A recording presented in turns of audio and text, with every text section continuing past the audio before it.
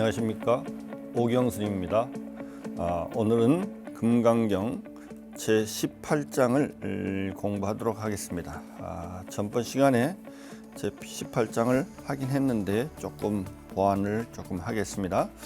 제18장의 내용은 재심은 계위 비심이다. 그래서 모든 마음은 다 마음이 아니다.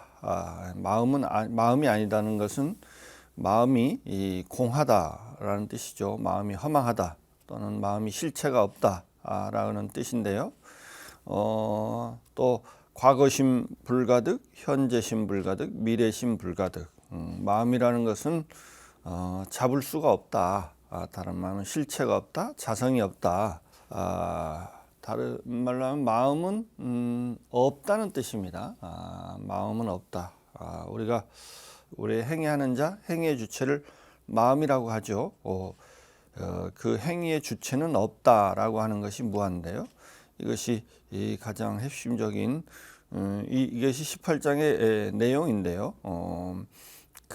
우리가 불교에서 마음이라는 말을 많이 쓰는데 이것에 관한 많은 오해가 있는 것 같아요. 마음이라는 것이 또 어떻게 보면 부처님의 가르침이 마음이 가장 중요하다고 하는 가르침들도 많이 있는데 마음이라는 것의 그 실상에 대해서 잘 오해하는 부분이 많이 있는 것 같습니다. 왜냐하면 부처님 가르침에 화엄경에 보면 우리가 모든 사람들이 알고 있는 일체 유심조라는 말이 있죠. 일체는 다 마음이 만들었다. 그러니까 그래서 마음법은 하나로 던다. 마음법 귀일해서 그래서 마음이라는 것이 모든 것의 근원이다, 이런 의미가 있는데요. 그런데 그러면 그 마음이라는 게 무엇이냐? 그래서 우리 선불교에서 견성성불해서 마음의 성품을 보아서 부처를 이룬다. 이렇게 해서 마음의 성품을 보아서 부처를 이루면 지금까지는 마음이라는 것이 성품이 없다고 그랬는데, 자성이 없다고 그랬는데, 이게 이 성자가 마음의 성품을 본다는 뜻인가? 이런 거에 관한 잘못된 오해가 많아서 이 18장은 특히 우리 한국 불교에는 중요한 메시지를 던지는 장인 것 같습니다. 먼저 마음이라고 하는 것이 우리의 그 마음의 실체는 우리의 눈으로 볼 수는 없죠. 그런데 우리가 마음이 없다고 할 수 없는 것 중에 하나가 뭐냐면 마음의 작용이 있습니다. 우리가 보고 듣고 생각하고 말을 하죠. 보고 듣고 생각하고 말을 하는데 그 보고 듣고 생각하고 말하는 자가 있을 거라고 생각하는데 우리는 본 적은 없어요. 그죠? 그런데 우리는 그 보고 듣고 생각하고 말하는 자를 우리가 마음이다라고 말하려고 하는데, 부처님께서 관찰해서 그 실상을 안 봐야면 마음이라고 하는 것은 실체가 없다. 그래서 그게 무합니다. 어떤 마음의 작용인 행위나 마음의 작용은 있지만 행위하는 자인 그 주체는 없다고 하는 것이 불교의 가장 근본적인 가르침인 무아입니다. 그래서 마음의 자성을 본다라고 하는 것은 사실은 자성이 없기 때문에 볼 수가 없죠. 그래서 이것에 관해서 조금 더 깊이 조금 알아야 될 것 같습니다. 그래서 마음은 자성이 없습니다. 작용만 있어요. 작용만. 그래서 원각경에 보면 그 상황을 선화륜이라고 하는 것에 비유를 합니다. 선화륜이라는 것은 돌선자에다가 그 불꽃, 불밖이라는 뜻이죠. 도는 불밖이라는 뜻인데 이게 무슨 말이냐면 우리가 정월대불 오는 날 보면 그 옛날에 민속놀이 중에 하나가 그 깡통에다가 뭐 이렇게 나무 같은 걸 넣고 불을 피워서 이렇게 막 돌리면 멀리서 보면 그게 불바퀴가 보이죠. 불바퀴가 보입니다. 근데 사실은 불바퀴라고 하는 것은 착시 현상이죠. 불바퀴가 사실 있지 않죠. 그죠? 근데 뭐가 있어요? 그 불이 돌아가는 불이 돌아가서 그게 멀리서 착시 현상을 일으키는 겁니다. 그러니까 불이 돌아가는 작용만 있는데 우리가 작용과 상관없이 불바퀴가 실제로 있다라고 생각해요. 그러니까 이와 같이 그 마음의 작용만 끊임없이 상속해서 있다고 합니다. 그래서 마음이라고 하는 것은 작용만 있고 실제로는 불바퀴라고 하는 착시 현상이나 불바퀴가 실제로 있는 것은 아니죠. 그와 같이 실체는 없고 작용만 있다고 합니다. 그래서 마음은 작용의 방식으로 존재한다. 이렇게 말할 수 있죠. 이것이 제법의 실상이라고 합니다. 그래서 현대 철학의 그 가장 중요한 흐름 중에 하나가 현상학이라고 하는 게 있는데요. 거기에 보면 지금부터 거의 한 7, 80년 전에 후설이라는 사람이 이런 말을 했습니다. 의식의 본질은 지향성이다. 이라는 마음이라고 하는 것의 그 본질이 뭐냐 하면 대상 세계를 향하는 성질하고 그 마음이라는 게 대상 세계를 향하는 그것밖에 없더라. 그러니까 다른 말로 하면 마음은 작용밖에 없더라 하는 뜻입니다. 이것이 인문학에서 20세기 우리가 인류의 최대의 발견이라고 하는데 이것은 부처님께서 2500년 전에 말씀하신 겁니다. 이게 마음이라고 하는 것은 우리가 뭔가 실체가 있을 것 같은데 작용밖에 없고 그 실체나 자성이 없다고 합니다. 그래서 이러한 상황을 초기 불교의 교리에 보면 삼사화합이라고 하는 교리가 있습니다. 이것으로 한번 좀 더 구체적으로 한번 설명해 보도록 하겠습니다.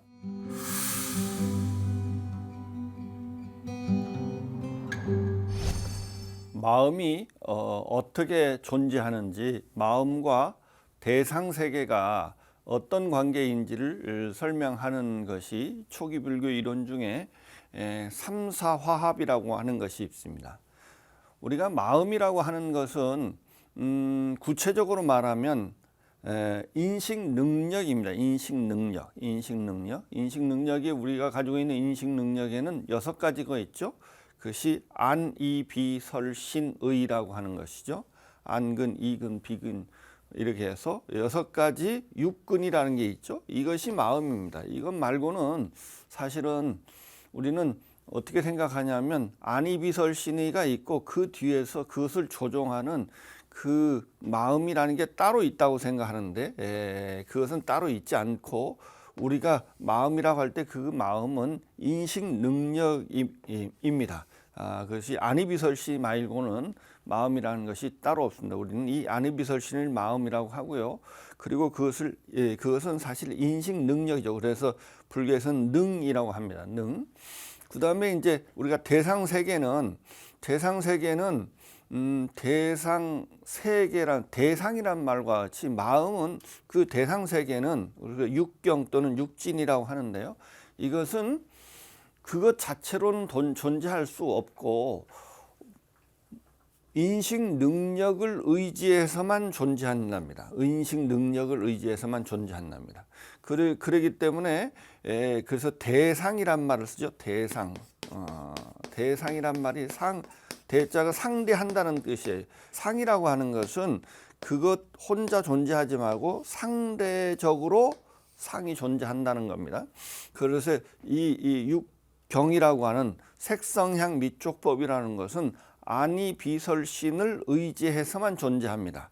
그래서 대상도 마음을 의지해서 존재하지만 마음이라고 하는 것도 그것의 마음의 작용이 일어나려면 반드시 있어야 하는 대상 세계를 의지해서만 마음이 존재한답니다. 그래서 그러한 상황을 우리가 선불교에서 중요한 전적 중에 하나가 뭐냐면 신신명이라고 하는 게 있는데, 신신명에 이런 말이 있습니다.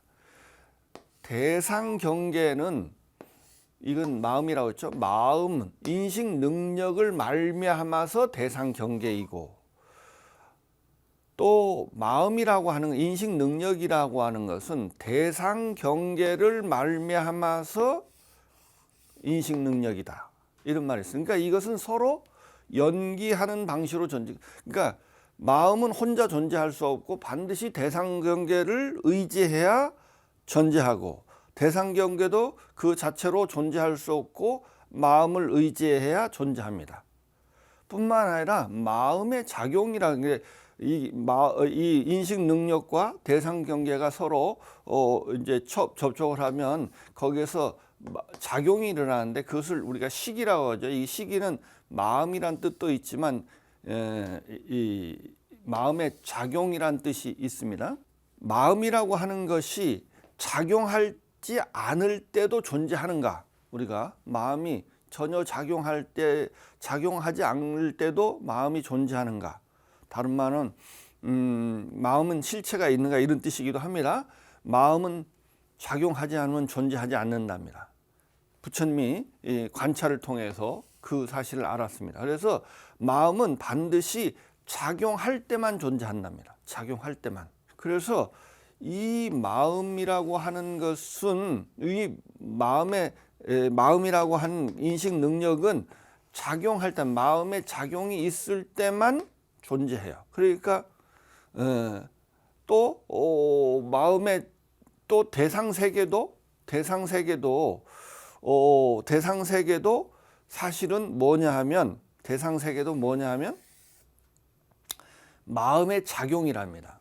마음의 작용. 그래서 유식불교에 유명한 명제가 있죠. 유식무경이란 말이 있습니다. 이때는 오직 마음의 작용이 있을 뿐이고 이 마음의 작용을 떠난 대상 경계는 없다라고 하는 겁니다.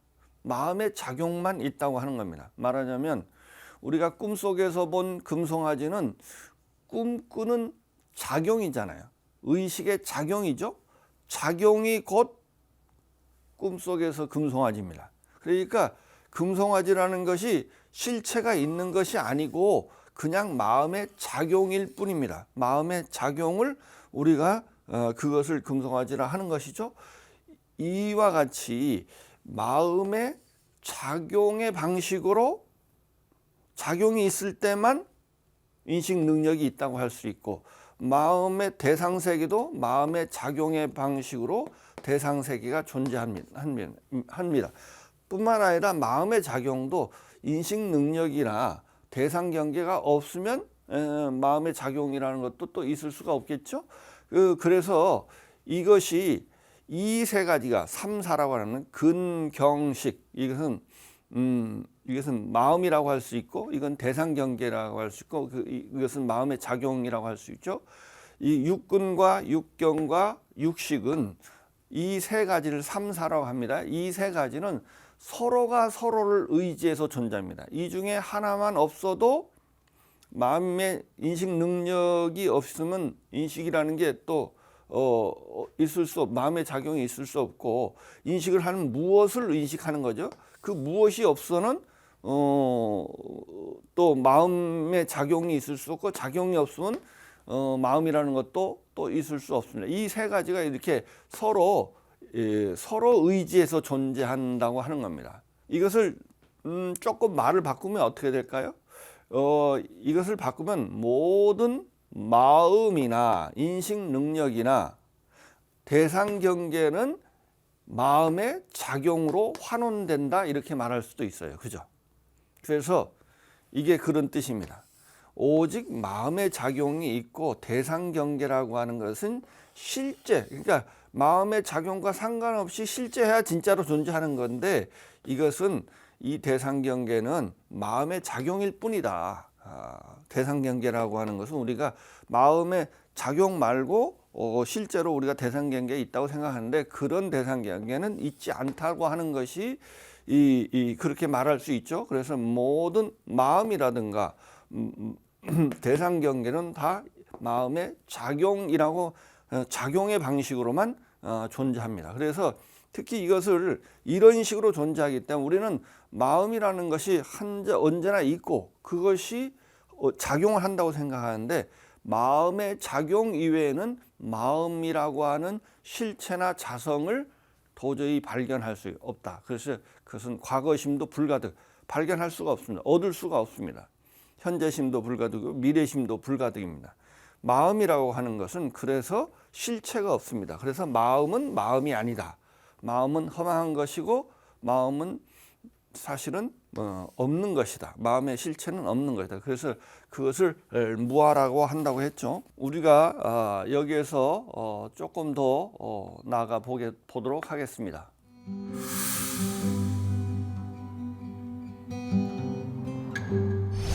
이와 같이 마음은 그 실체나 자성이 없습니다. 그런데 우리가 이제 마음을 그 모든 것은 다 마음에서 나오기 때문에 모든 일체법은 다 마음이 만들기 때문에 마음이라는 게 자꾸 실체가 있다고 생각하는 경우가, 그런 오해가 너무 많죠, 사실은.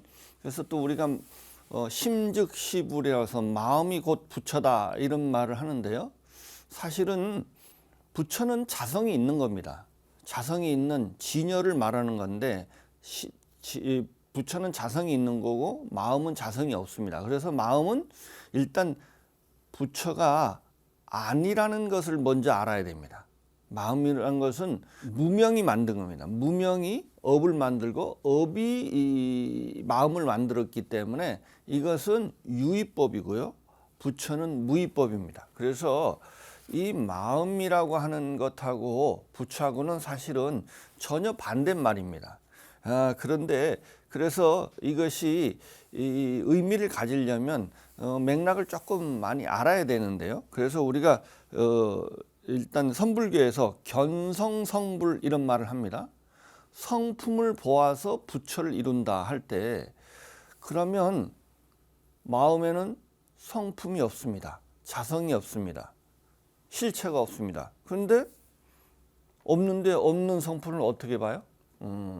그러면 이게 무슨 뜻일까? 우리가 이 진여, 부처라고 하는 것을 이렇게 말할 수 있습니다. 그 진여를, 부처를 법성 이렇게 말합니다. 법성. 모든 법의 바탕. 우리가 말한 나와 세계는 유의법이거든요. 유의법은 사실 환이고 없는 거긴 한데, 그리고 우리가 그걸 있다고 하는 건데 그 모든 유의법의 바탕이 진여입니다. 그 진여를 모든 법의 바탕이라는 의미에서 법성이라는 말을 씁니다. 법성. 또 그 모든 유의법의 그 유의법을 만법 귀일해서 모든 유의법을 그 근원은 또 마음이죠. 마음은 유의죠, 유의. 근데 이 유의의 바탕이라는 의미에서 이 진여, 이 부처를 심성 이렇게 말합니다. 심성. 근데 여기서 우리가 오해하지 말아야 될 것은 뭐냐면 법성, 심성이라는 말을 쓴다고 해서 일체법에 또는 우리의 마음에 그 자성이 있다는 의미가 아니죠. 이 마음이라고 하는 이 유의법, 다른 말은 무명사입니다. 무명이라고 하는 것이 그 뭐가 있어야 무명이 있을 수 있냐면 진여가 있어야 무명이 있다고 한답니다. 그러니까 다른 말로 하면 가짜가 있다는 말은 진짜가 있어야 가짜란 말을 쓸 수가 있어요. 그렇기 때문에 이 가짜의 바탕을 진짜라고 한다라고 하는 겁니다. 그러니까 모든 유의법의 바탕이라는 의미에서 진여를 법성이라는 말을 씁니다. 그러니까 여기에서 또는 유의법의 가장 그 모든 유의법을 만드는 그 근원적인 유의법이 마음인데 마음은 유의법이고 무명상이죠. 무명이죠. 그것의 바탕으로서의 진여, 그것을 심성 이렇게 말합니다. 그러니까 우리가 꼭 명심해야 될 것은 모든 유의법이나 마음에 법성 심성이라는 말을 쓴다고 해서 마음이나 일체법에 자성이 있다는 뜻이 아니죠. 이 말은 그죠? 이걸 법성 우리가 심성 이런 말을 쓴다고 해서 이 말이 우리 일체법에 자성이 없고 또 우리의 마음에는 자성이 없고 우리의 마음은 실체가 없다라고 하는 이 말을 이 법성 심성이란 말이 부정하는 말이 아닙니다. 그죠? 그래서 모든 가짜 유의법은 진짜인 무의와 진여를 의지한다. 그 바탕으로 한다라고 하는 겁니다. 비유를 하면 모든 허공꽃은 허공을 의지합니다. 그죠? 허공꽃이라는 유의 사실은 없는 건데 그것은 허공을 의지해서 허공꽃이 있습니다. 그렇기 때문에 모든 유의법의 바탕이라는 의미에서 이 진여를 법성 또는 그 유의법의 하나로 귀결시키면 마음인데 이 유의법의 바탕이라는 의미에서 심성이란 말을 씁니다. 그래서 여기서 견성성불이라고 하는 것은 마음의 자성이 아니고 마음의 그 바탕으로서의 진여를 본다는 뜻이죠. 사실은. 또는 성품이란 말은 사실은 변하지 않는 것이란 뜻입니다. 변하지 않는 것, 변하지 않는 특징이라는 뜻인데요. 열반경에 보면 이 세상에 있는 변하지 않는 것이 하나 있다고 합니다. 뭐가 변하지 않느냐 하면 이 세상은 모든 것은 변한다는 사실은 변하지 않아요. 그죠? 그래서 이 말을 무성지성이란 말을 씁니다. 무성지성. 성자는 변하지 않는 것이죠. 변하지 않는 것은 없다고 하는, 모든 것은 변한다고 하는 것은 이 사실은 변하지 않아요. 이것이 모든 존재가 가지고 있는 변하지 않는 진리예요. 그죠? 그래서 이것을 불성이라고 하고 이것을 진성이라고 하는 겁니다. 이 성품을 범으로써 다른 말로 하면 모든 것 일체법이 환이라는 것을 범으로써 궁극적 진리인 진여가 드러난다라고 하는 의미죠. 이런 의미로 쓰인 겁니다. 그래서 이 말은 금강경에 있는 범소유상 계시허망, 다른 말로 하면 일체법이 공하다고 하는 거죠. 약견 재상 비상이면, 그래서 범소유상 일체법은 공하다, 약견 재상 비상이면, 그 말은 일체법이 공하다는 걸 보면 즉견열애, 열애가 이게 우리의 궁극적 진리로서의 진여죠. 진여를 볼 수 있다고 하는 겁니다. 그러니까 이 말은, 이런 말은 범소유상 계시허망 약견 재상 비상이면 즉견열애라 하는 말을 줄여서 하는 겁니다. 그러니까 제법이 공하다고 하는 무성지성을 봄으로써, 그러면 일체법이 공함을 보면, 다른 말로 하면 일체법이 가짜가 사라지면 진짜가 드러난다. 즉견열애, 열애가 현현한다는 의미에서 견성성불이라는 일이 그런 의미입니다. 이것을 우리는 마음이, 일체법은 다 마음이 만들었으니까 이 마음이 이게 실체가 있고 이게 궁극적 자성이 있어서 그 마음의 본체를 범으로써 부처를 이룬다라고 특히 한국 불교에서 이런 식으로 이런 오해가 아주 많이 아주 일반적으로 퍼져 있는데, 불교가 마음이라고 하는 것은 실체가 없다라고 하는 것이 이게 무아이고 이것이 부처님의 가르침이 핵심이고 이게 다른 말로 하면 연기인데 이 부처님의 근본 가르침에 위배되기 때문에 불교를 특히 견성성불을 그렇게 해석하면 안 됩니다. 뿐만 아니라 또 오해 중에 하나가 뭐냐면 진공묘유란 말이 있습니다. 진공묘유 이런 말을 많이 쓰는데요. 공과 관계에서 공이라는 게 있는 거냐 없는 거냐 할 때 이게 공이라는 게 아무것도 없다고 스님이 제가 끊임없이 반복적으로 강조를 했는데 진공묘유는 그 반대 주장을 하는 것이 아닌가? 라고 하는데 진공에 의해서만 묘유인 실유인 진짜유 진짜 우리가 말하는 유는 우리가 말하는 일체법은 가유죠. 이것은 진짜 있는 게 아니죠. 이게 없는가라는 사실을 아는 것을 통해서 묘한 유인 진짜 유가 드러난다라는 의미로 쓰였더라고. 앞뒤 맥락을 보고 이것은 그래서 진공은 전혀 없는 것이 아니고 묘하게 있는 것이라고 진공묘유를 해석해서는 안 됩니다. 진공에 의해서 묘유가 드러난다 이런 의미입니다. 그러니까 일체법은 다 마음이 만들었기 때문에 환임과 동시에 마음도 환이다. 그래서 마음도 실체가 없다고 하는 것이 18장의 내용입니다. 이 장은 우리한테는 사실은 우리가 마음이라는 게 자꾸 뭔가 실체가 있는 같이 이해하려고 하는 그런 우리의 일반적인 중생들한테 중요한 메시지를 특히 한국 불교에서는 중요한 메시지를 담고 있는 장입니다.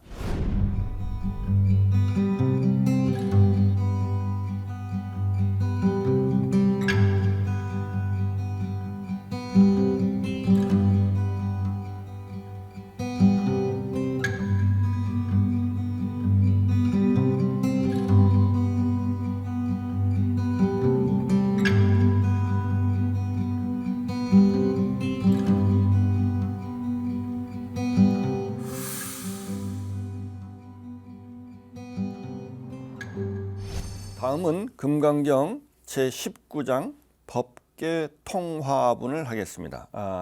법계통화라고 하는 것은 이 법계에 있는 모든 중생들을 다 모두 두루 교화한다라고 하는 뜻이죠. 원문을 보도록 하겠습니다. 수보리 어이우나 약유인 13,000대천세계 칠보 이용보시. 수보리야 어떻게 생각하는가? 만약 어떤 사람이 3,000대천세계를 가득 채운 칠보로서 보시를 한다면 시인 이시인연 득복다부 이 사람이 이 인연으로 복 얻음이 많겠는가? 그렇지 않겠는가? 어떤 사람이 3,000대천세계를 칠보로 가득 채워서 그 많은 칠보로서 사람들한테 보시를 한다면 이 사람이 이 인연으로 복 얻음이 많겠는가? 그렇지 않겠는가? 여시세존 차인 이시인연 득복심다. 그렇습니다. 세존이시오. 이 사람이 이 인연으로 복 얻음이 매우 많습니다. 수보리 약복덕 유실 열애 불설 득복덕다. 이 복덕무고 열애 설 득복덕다. 그러니까 수보리야 만약 복덕에 실함이 있다면 열애는 불설 설하지 않았을 것이다. 복덕이 얻음이 득복덕 복덕이 얻음이 많다고 설하지 않았을 것이다. 복덕무고 복덕이랄 것이 복덕이 없기 때문에 열애는 복덕을 얻음이 많다고 설한 것이니라. 복덕이라고 하는 것으로서 일체법이 공함을 드러내는 장인데요. 복을 짓는다. 복을 짓고 우리가 복을 받죠. 우리는 불교에서는 항상 복을 지어야 복을 받는다고 하죠. 복은 빌어서 받는 게 아니고 지어서 받는 겁니다. 특히 불자들은 복을 많이 지어야 됩니다. 특히 중생들한테 복을 진다는 것은 자비를 베풀고 보시를 하는 것이죠. 이게 보시와 자비가 이 불교의 가장 중요한 수행의 덕목이죠. 그런데 복을 짓는다면 우리가 복을 짓는다. 예를 들면 복을 지면 복을 짓는 자가 있고 복을 받는 자가 있고 복을 짓는 행위가 있습니다. 불교에서는 복을 짓는 자도 없고 복을 받는 자도 없고 복을 짓는 행위도 다 공하다고 하는 거죠. 또 이것은 저 앞에서 보면 처음서부터 보면 중생 제도를 예를 들면 똑같은 그 구조죠. 중생 제도를 한다 하면 중생을 제도하는 자가 말하자면 그것을 보살이라고 하죠. 중생을 제도하는 자를 보살이라고 하는데요. 중생을 제도하는 자가 있고 또 그 상대적으로 제도되는 중생이 있죠. 그 다음에 제도하는 행위가 있습니다. 이것이 다 제도하는 자도 공하고 제도받는 중생도 중생이랄 것이 없고 또 그러기 때문에 제도해도 제도한 바가 없다고 하는 것이죠. 또 앞에 보면 장엄국토라고 합니다. 우리 보살은 우리 불자는 세상을 아름답게 하는 자다. 이렇게 보살은 이런 의미가 있습니다.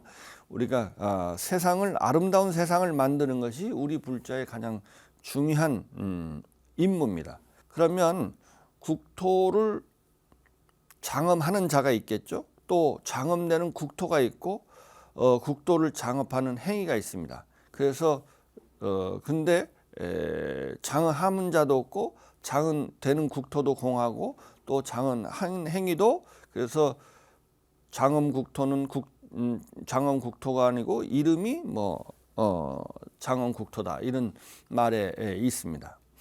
또 이것을 우리가 일반적으로 보면 생사윤회 한다고 하죠. 생사윤회. 그럼 생사윤회에다 대비를 하면 생사윤회 하는 자가 있고 주체가 있고 생사윤회 하는 말하면 세계가 있죠. 우리 지옥이나 천당이나 인간세계나 있고 그 다음에 생사윤회라고 하는 함이라고 하는 어떤 이런 현상이 우리가 있다고 생각할 수 있는데요. 그래서 생사윤회하는 자도 없고 생사윤회하는 세계도 없고 생사윤회라는 것도 본래 하는 자도 없고 세계가 없기 때문에 생사윤회라는 것도 본래 없다고 하는 것이 부처님의 가르침입니다. 그래서 본무생사 이런 말을 합니다. 본무생사. 우리는 본래 생사가 없습니다. 왜? 생사윤회하는 자도 없고 생사윤회하는 자도 세계도 공하기 때문에 생사윤회도 본래 공한 것이다. 그렇기 때문에 본래 없는 것이다 하는 거죠. 원각경에 보면 이런 이야기가 있습니다. 환과 같은 내가, 그러니까 환과 같은 나라는 건 어떤 행위를 하는 자니까 보살이죠. 환과 같은 내가 보살이 환과 같은 중생을 환과 같은 지혜와 자비로 환과 같이 제도한다. 이런 말이 있습니다. 그러니까 이게 나라고 하는 것이 실제 하는 것이 아닙니다. 환으로서 존재하는 거죠. 우리의 무명 말하자면 업식으로 존재하는 것이죠. 그러니까 이 중생도 사실 중생이랄 것이 없는 거죠. 우리가 그런 의미에서 우리가 지혜와 자비라는 것도 환과 같은 지혜와 자비로서 환과 같이 이 제도를 합니다. 그래서 이제 금강의 앞에 보면 그렇게 제도를 하였지만 제도하는 자도 제도되는 중생도 없기 때문에 제도함도 없다라고 하는 것이 금강의 앞에 있는 구절에 여러 번 나왔죠. 17장이나 보면 3장이나 이런 데 보면 계속 그렇게 제도하였지만 제도하는 자도 제도되는 중생도 제도함도 없는 것이네. 제도를 하지만 우리가 이것이 환인 줄 알기 때문에 환이기 때문에 실제로는 모양으로는 상으로 보면 제도하지만 성으로 보면 제도함이 없는 겁니다. 또 여기서 보면 복을 짓는 것도 복덕을 짓는 것도 어떤 사람이 보살이 환과 같은 중생들에게 환과 같은 칠보로서 환과 같이 보시를 해서 환과 같은 복덕을 지어서 환과 같이 복덕을 받는 겁니다. 그렇기 때문에 그러므로 복덕을 짓고 복덕을 받지만 복덕을 짓고 받는다고 하는 것이 사실은 없는 겁니다. 그래서 이 나랄 것이 없음을 알아서 무주상 보시를 해야 되는데 조금만 잘못하면 아상이 커져서 보시하는 사람 위에 있게 되고, 그래서 보시를 받는 사람을 자꾸 이렇게 아래라 내려보는 수행의 반대 방향으로 가게 된다는 겁니다. 그래서 이 모든 것이 환과 같음을 알아야 된다고 하는 것이 그것이 반야바람이죠. 일체법이 공하다고 하는 바탕 위에서 보시도 하고 지계도 하고 인욕도 하고 정진도 하고 선정도 닦고 지혜도 닦아야 됩니다. 그러지 않으면 이것이 궁극적 진리에 도달할 수 없다고 하는 것이 이 장이 말하고자 하는 메시지입니다. 다음은 금강경 20장 이색 이상분을 하도록 하겠습니다. 이색 이상분, 색을 여의고 상을 여의라라고 하는 장입니다. 원문을 보도록 하겠습니다. 수보리 어이우나, 수보리야 어떻게 생각하는가? 불가히 구족색신견부, 부처님을 가히 색신이 구족한 것으로서 부처님을 볼 수 있는가 없는가? 불이아니다 세존이시여, 볼 수 없습니다 세존이시여. 열의 불응 이 구족색신견, 열애를 색신이 구족한 색신으로서는 볼 수가 없습니다. 하이고 열애설 구족색신 즉비 구족색신 심형 구족색신. 왜냐하면 열애는 구족한 색신이 아니고 이름이 구족한 색신이라고 설하기 때문입니다. 수보리 어유나 열애 가히 구족 재산견부. 수보리야 어떻게 생각하는가?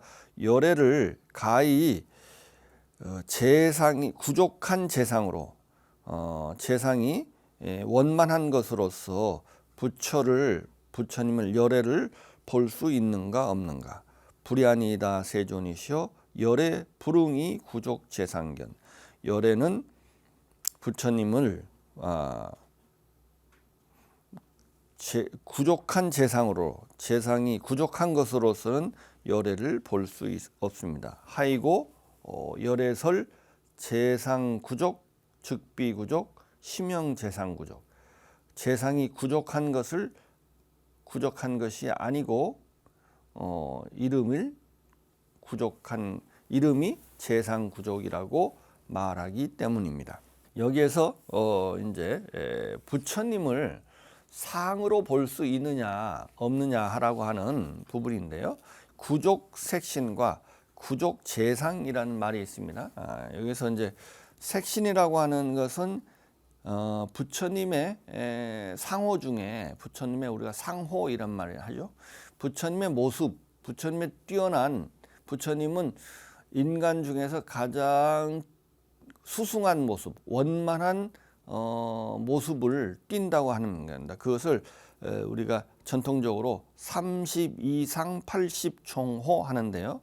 그래서 여기서 구족 색신은 80종호를 말한답니다. 80종호. 그 다음에 이제 구족 재상은 32상을 말한다고 합니다. 그러니까 32상과 80종호의 차이는 뭐냐면 32상은 신체적 특징입니다. 그러니까 가장 성인들이 일반 범부와 달리 성인들한테만 있는 신체적 특징, 다른 말은 아주 원만한 모습인데요. 이 32상 중에 보면 우리가 이제 32상 부처님의 모습이니까 그것을 구현한 것이 우리가 법당에 모시는 불상이죠. 특히 이제 보면 그 중에 대표적인 게 뭐냐면 머리의 높이 솟은 6개 이렇게 정상에 이렇게 불룩 튀어나온 것이 있습니다. 부처님 한 상호에 보십시오. 그래서 이걸 6개라고 하는데 머리에 높이 솟은 6개 또는 이마에 백호 광명이라서 백호가 흰 그 털럭이 이렇게 났다고 하죠. 그래서 그 백호 이 터럭에서 광명을 냈다고 그래서 백호 광명이라는데 이마에 있는 백호 또는 둥국에 말린 머리카락 이걸 나발이라고 하는데요. 이런 것 또는 또 우리가 부처님 하면 대체로 부처님의 그 몸을 대체로 금으로 개금을 하죠. 그러니까 그것은 그 30 이상 중에 하나가 뭐냐면 부처님의 이 금빛으로 몸에서 빛이 난답니다. 그렇게 금빛으로 된 빛이 난다고 했기 때문에 그것이 이제 부처님의 상호 중에 하나입니다. 그래서 이제 금빛으로 우리가 불상을 많이 개금을 하는데요. 우리나라에서는 뭐 부처님을 모신 것을 뭐 대웅전 뭐 이렇게 말하는데 옛날에 또 금당 이렇게 한 데가 부처님이 모셔진 곳이라는 뜻이죠. 또 금색전 이렇게 말하는 건 다 금이라고 하는 것은 이 절집안 안에서는 금은 부처님을 의미합니다. 왜냐하면 부처님의 몸에서 금색의 빛나는 신체를 가졌기 때문에 그것이 이제 30 이상의 상호 중에 하나이랍니다. 그래서 여기서는 그다음에 이제 더 구체적인 그 수승한 모습을 이제 80종호라고 하는 이게 큰 신체적 특징이 30 이상이고요.